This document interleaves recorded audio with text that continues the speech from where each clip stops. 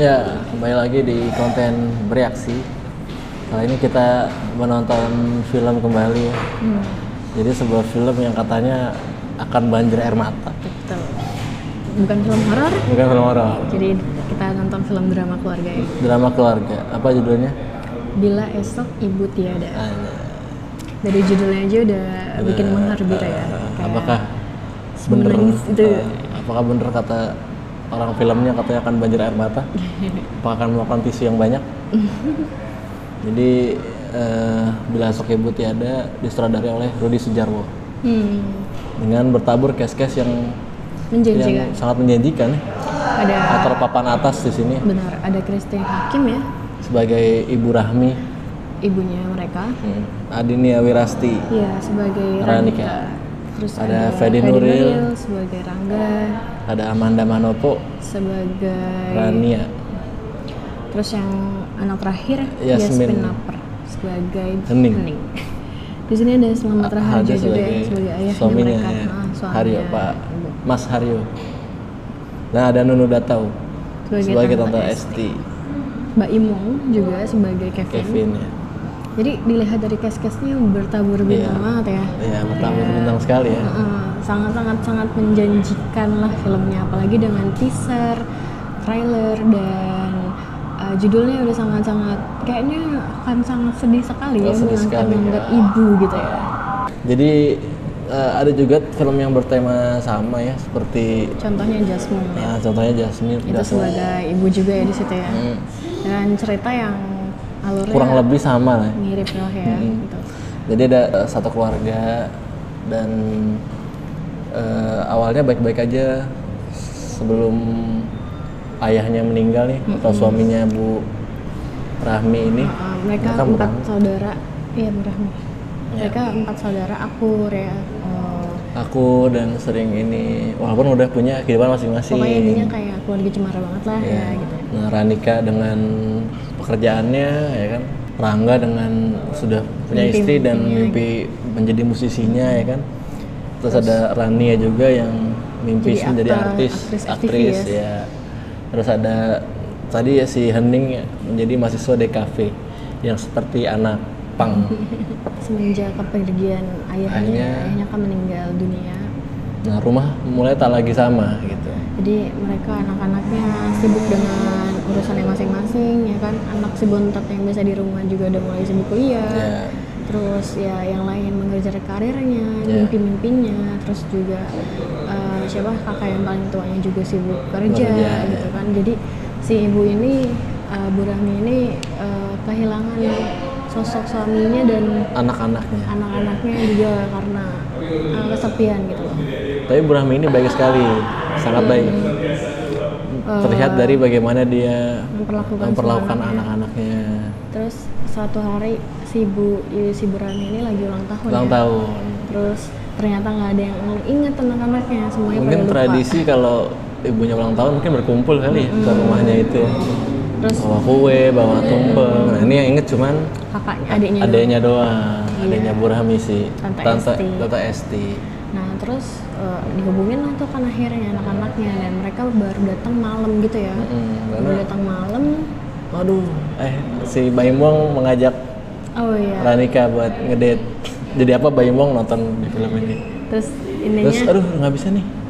Wah, ibu ulang tahun. Gitu. Yaudah kita balik. Dipesenin gue ya, aku pesenin gue ya. Jadi repot-repot gitu. Pokoknya intinya mereka akhirnya berkumpul lah tuh kan ya buat ngerayain ulang tahun ibunya yang harusnya harmonis, malah jadi isinya perdebatan gak penting dan gitu kecot. ya di meja makan. Jadi si kakak tertua pengen adik-adiknya tuh jelas gitu, kerjanya jelas. Terus mereka tersinggung lah karena kerjanya tidak jelas. Kerja nggak jelas kayak gimana? Dah cabut. Pokoknya intinya yang suasananya harusnya hangat justru malah jadi perang gitu ya. Jadi di ulang tahun ibunya yang harusnya mereka akur malah jadinya panas, gitu, suasana panas. Sebenarnya di awal film ini ya dibuka dengan film ini ya lumayan ya, dengan menunjukin konfliknya keluarganya seperti ini gitu, dibuka dengan ibunya yang kayak gini gitu kan. Cukup lah untuk di pembukaan awal gitu ya. Terus selanjutnya di separuh film itu masih dengan formula yang sama, dengan anak-anaknya yang kecoh, terus ada aja kecotnya gitu ya, masalahnya, konfliknya. Terlihat dari adegan si ibunya mau check up ya ke dokter, terus akhirnya nggak ada yang bisa nemenin, nggak ada yang nemenin. mengalah juga sama kehidupannya dengan pekerjaannya gitu. Akhirnya ibunya pergi sendiri gitu kan. Dan ternyata dari situ si ibu ini dapat kabar bahwa nonton di filmnya. Dan apa ya sampai setengah film itu mungkin masih oke lah, cuman selanjutnya gitu ya di setelah separuh film itu kayak bingung ya mau dibawa kemana ceritanya. Jadi kayak film ini kehilangan fokus utama. Iya benar. Ini kan fokusnya ke ibu nih, cuman yang di highlight malah sesuatu yang tidak berfokus ke ibunya secara langsung gitu. Iya, padahal ya si ibunya kangen sama suaminya. Ya. Terus dia tiba-tiba pergi pulang ke Pekalongan. Ke Pekalongan sendirian gitu. Sendirian. Kan. Terus tiba-tiba anaknya punya pov sendiri. Iya, yang punya masalah rumit masing-masing gitu kan. Sampai ada perselingkuhan gitu. Diduga ada perselingkuhan antara adenya dengan kakaknya. Iya, pokoknya intinya bisa ditonton ada di film. Konflik gitu ya.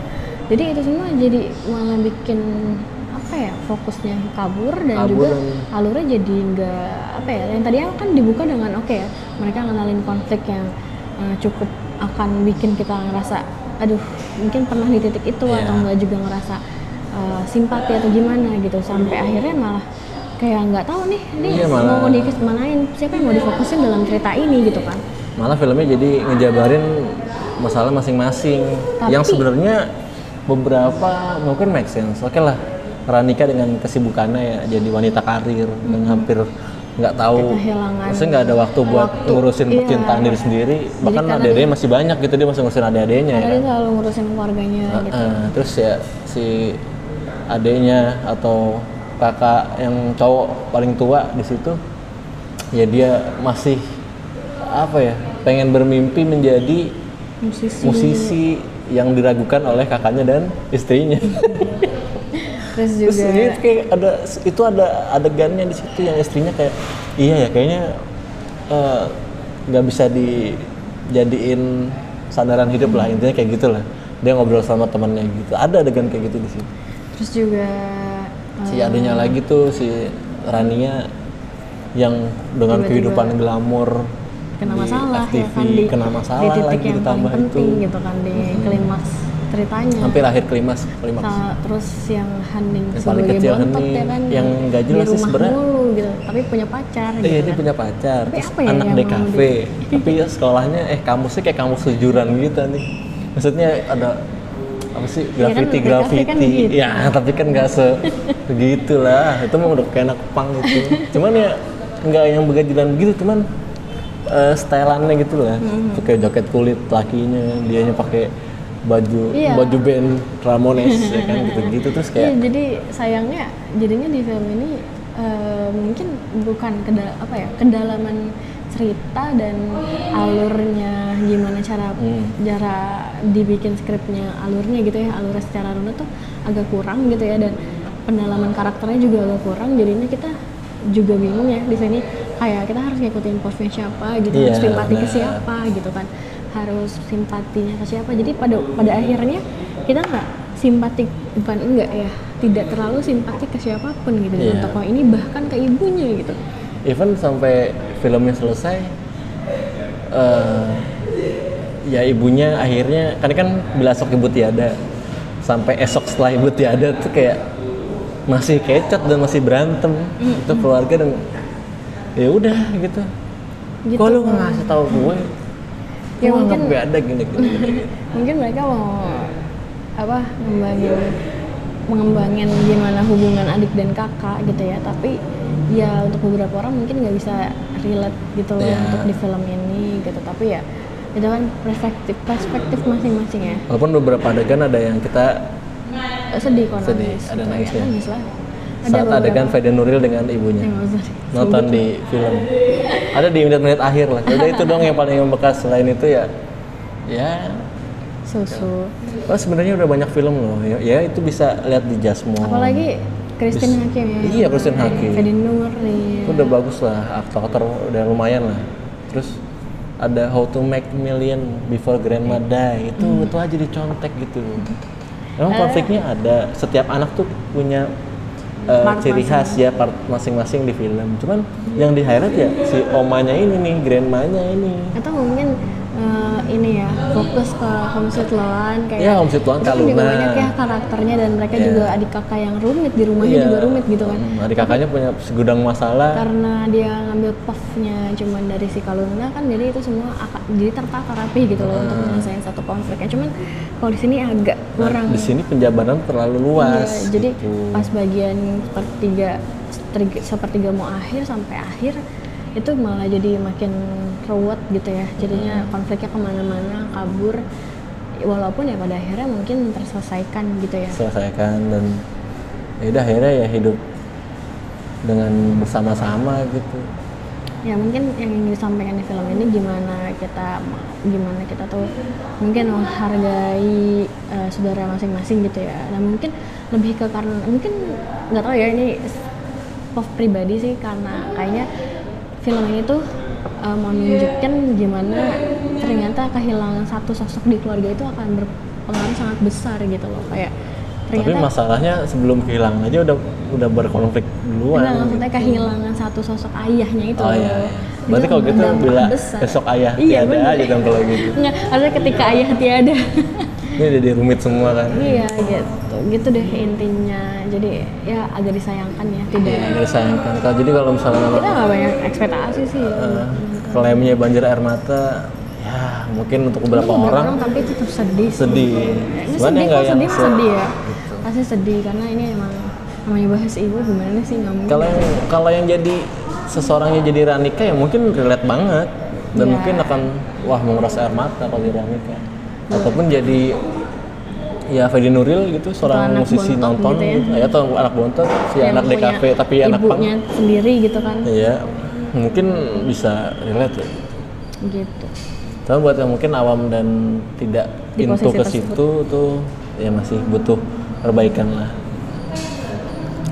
Mungkin itu aja ya reviewnya untuk film.